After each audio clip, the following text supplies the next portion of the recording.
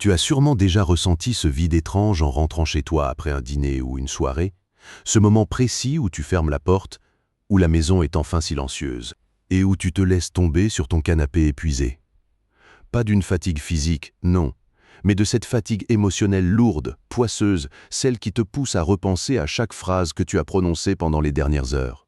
Tu te repasses le film de la soirée avec cette sensation inconfortable, presque douloureuse, d'avoir dit ce qu'il ne fallait pas, d'avoir ri un peu trop fort, ou pire de ne pas avoir réussi à créer une vraie connexion, de n'avoir été qu'un figurant dans ta propre vie sociale.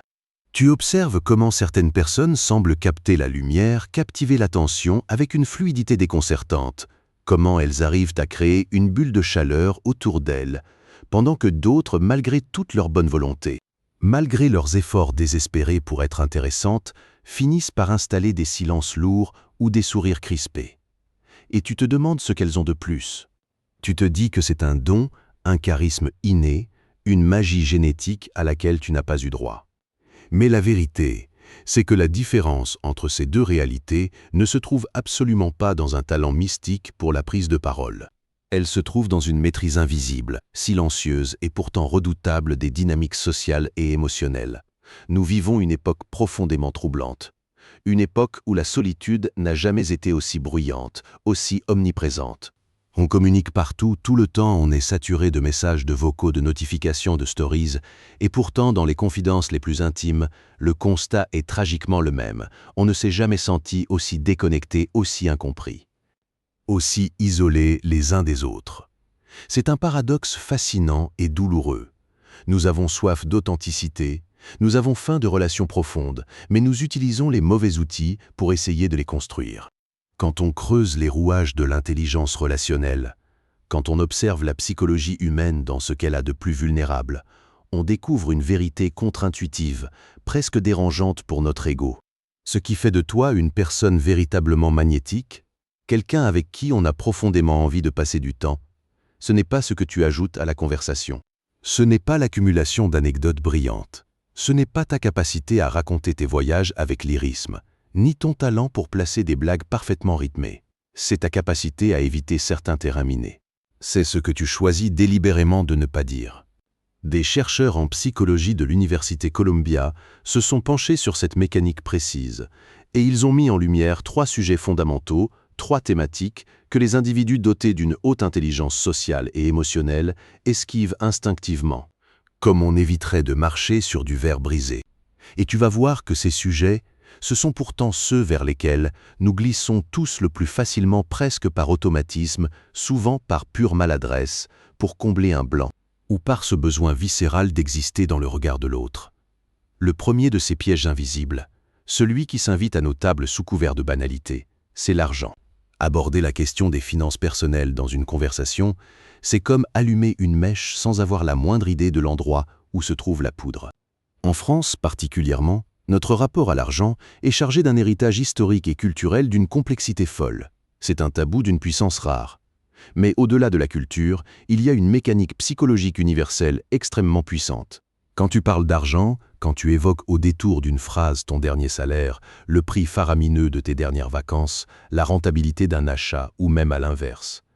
Quand tu te plains constamment du coût de la vie et de tes fins de mois difficiles, tu ne partages jamais juste une information factuelle. Tu imposes, de manière totalement invisible mais foudroyante, une grille de comparaison. Et la comparaison, dans l'architecture de notre cerveau humain, est un poison qui déclenche immédiatement un rapport de pouvoir, de domination ou d'infériorité. L'argent n'est jamais neutre. Il est le symbole matériel de notre sécurité, de notre valeur sociale perçue, de notre liberté, et pour beaucoup de personnes, de leur angoisse silencieuse au quotidien. Celui qui t'écoute, face à tes récits financiers, peut soudainement se sentir renvoyé à ses propres insécurités, à ses propres manques, à cette reconnaissance qu'il n'a jamais eue, ou à ces dettes qui l'empêchent de dormir sereinement. L'argent génère des affects d'une violence inouïe. Il réveille instantanément la peur archaïque de manquer, le sentiment profond d'injustice, la jalousie ou une culpabilité dévorante. Même si ton intention est totalement pure, même si tu veux simplement partager la joie sincère d'avoir pu t'offrir quelque chose qui te tenait à cœur, ton interlocuteur va très souvent opérer un mouvement de recul psychologique. C'est une réaction de protection, de survie de son ego. Les questions matérielles enferment immédiatement la relation dans une transaction, dans un calcul invisible de qui pèse combien, alors que la véritable connexion humaine, celle qui répare et qui nourrit, ne peut exister que dans l'horizontalité de l'émotion. Les personnes qui brillent par leur justesse l'ont parfaitement compris. Elles savent pertinemment que l'argent érige des murs invisibles entre les cœurs. Bien sûr, cela ne signifie absolument pas qu'il faille fuir le sujet de façon névrotique et vivre dans le déni. Dans l'espace clos et sacré du couple, par exemple, ou avec un partenaire de vie, parler d'argent est d'une nécessité absolue. Car dans ces contextes, parler d'argent, c'est parler de vision du monde, c'est parler de sécurité commune, c'est même parler d'amour, de confiance et de projection. Mais dans la sphère sociale, au milieu d'amis, de connaissances, lors d'un apéritif, c'est un terrain qui isole, qui divise et qui ne te rendra jamais mémorable pour les bonnes raisons. Le deuxième sujet à bannir catégoriquement est beaucoup plus subtil, beaucoup plus insidieux, et c'est sans doute le piège dans lequel nous tombons absolument tous de la manière la plus fréquente. En étant d'ailleurs intimement convaincus de faire preuve de gentillesse, il s'agit de l'apparence physique. Cela peut paraître fou, presque dénué de sens au premier abord. On nous a conditionnés depuis notre plus tendre enfance à penser qu'un compliment sur une nouvelle coupe de cheveux, sur une perte de poids apparente ou sur une tenue élégante était une politesse absolue, une marque d'attention flatteuse, une façon facile et agréable de briser la glace. Pourtant, la réalité de nos psychés modernes, de nos mondes intérieurs, est infiniment plus tourmentée et complexe. Nous naviguons chaque jour dans une société littéralement saturée par l'image.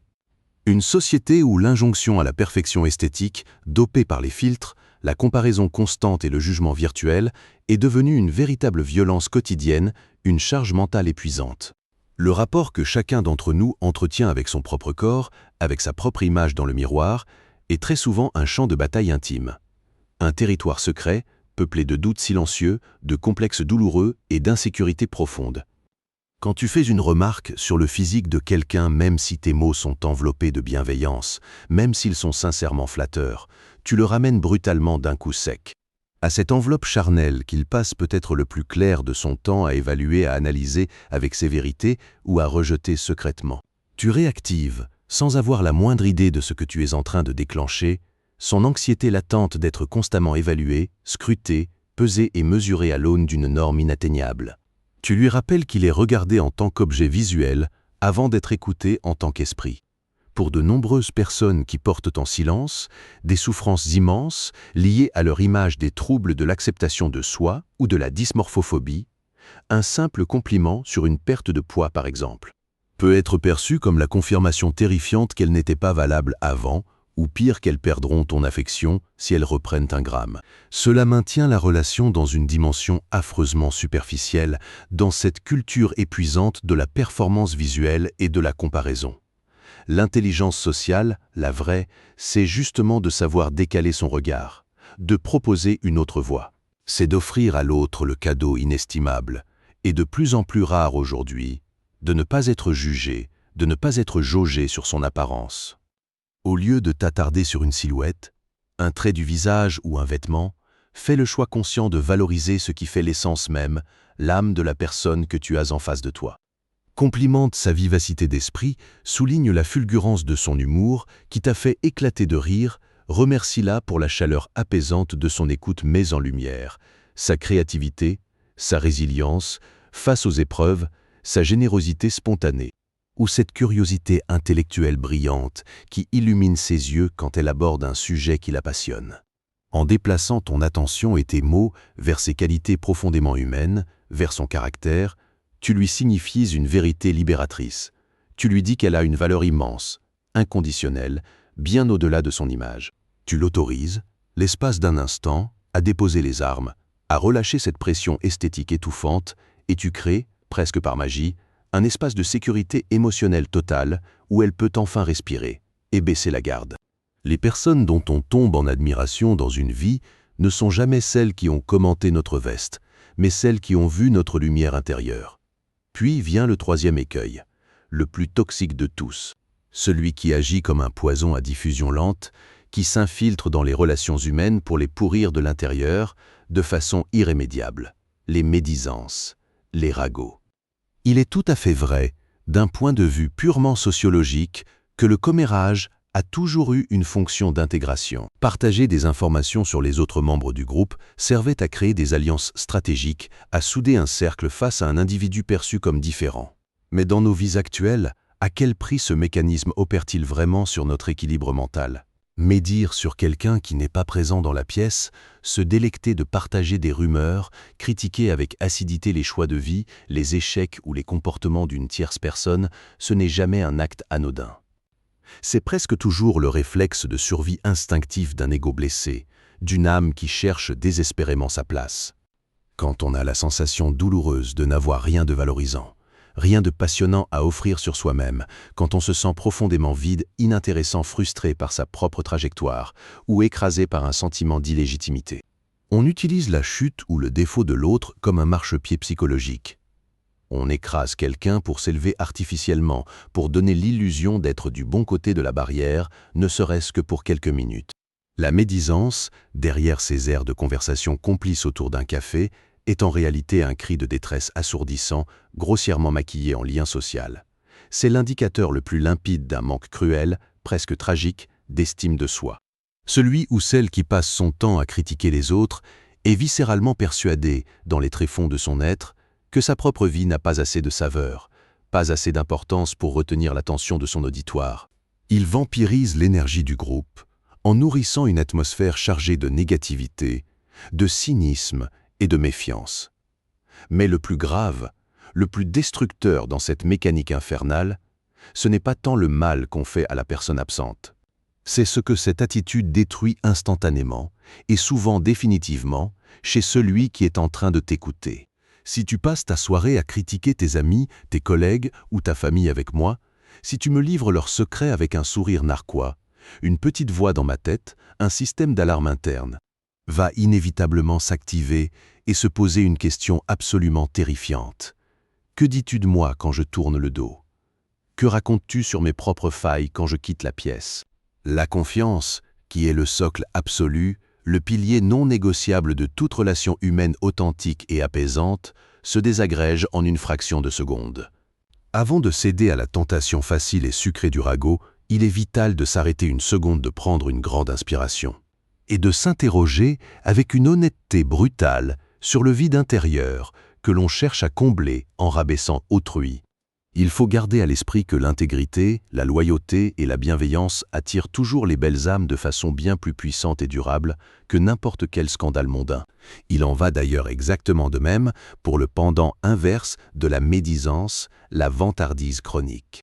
Chercher de manière obsessionnelle à s'attirer tous les éloges, monopoliser la parole pour étaler ses succès pour justifier son existence, c'est finalement montrer ses propres béances affectives au grand jour.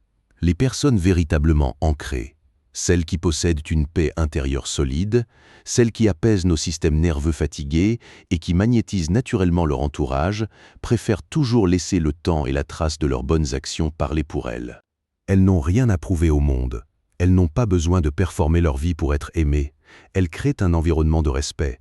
Elles sont simplement, profondément présentes.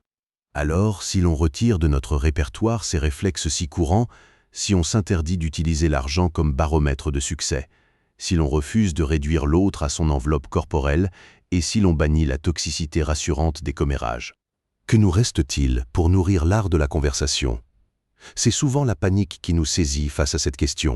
On a l'impression qu'il ne restera qu'un silence gênant, un abîme de malaise ou des banalités mortelles sur la météo.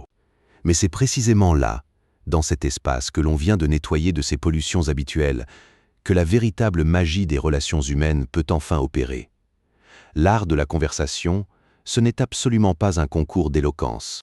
Ce n'est pas une joute verbale, ce n'est pas un rapport de force où il faudrait se montrer le plus brillant, le plus cultivé, le plus riche, le plus drôle ou le plus beau. C'est une danse beaucoup plus délicate, beaucoup plus poétique.